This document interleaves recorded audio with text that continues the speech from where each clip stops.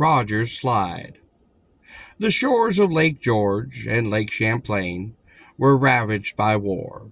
Up and down these lovely waters swept the many barges of French and English. Upon the green hills rang to the shrill of bugles the boom of the cannon and the yell of the savage. Fiction and history have been weft across the woods, and the memories of deeds still echo among the heights. It was at Glens Falls, in the cave upon the rock in the middle of the river, that the brave Uncas held the match with Hawkeye, Bloody Defile and Bloody Pond. Between there and Lake George, they take their names from the bloody morning scout, sent out by Sir William Johnson on a September day in 1755, to check Dieskau until Fort William Henry could be completed.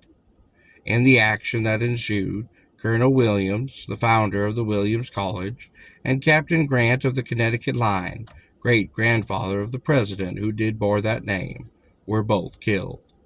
The victims, dead and wounded alike, having been flung into that bloody pond. It was thick and red for many a day, and tradition said that in after years it resumed its hue of crimson upon sunset, and held it until dawn. The captured, who were delivered to the Indian, had little to hope, for their white allies could not stay their savagery. Blind Rock was so called because the Indians did bring a white man there, and did tear his eyes out, flinging them into the embers at the foot of the stone.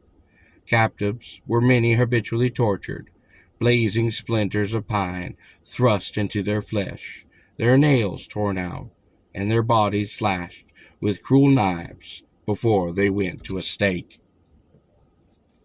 An English prisoner was allowed to run the gauntlet here. They had already begun to strike upon him as he sped between the lines, when he did seize a papoose. He flung it onto the fire, and in the instant of confusion that followed, he did snatch an axe, cut the bonds of a comrade who had been doomed to die, and both did fling and escape. But the best known history of this region is that of Rogers Rock, or Rogers Slide, a lofty precipice at the lower end of Lake George.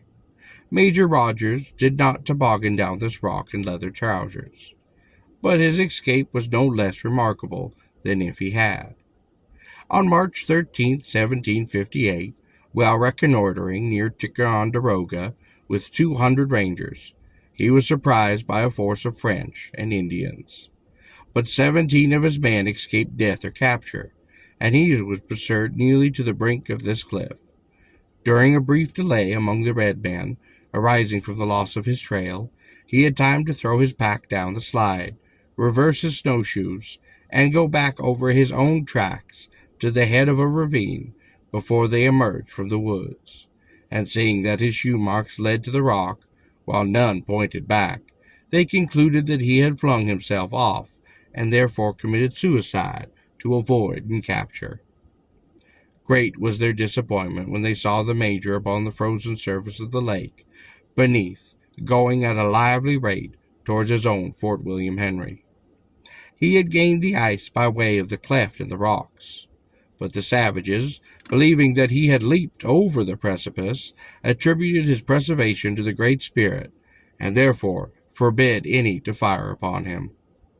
Unconsciously he had chosen the best possible place to disappear from, for the Indians then held it in superstitious regard, believing that many spirits did haunt that wood, and hurl bad souls down the cliff, drowning them deep upin the lake.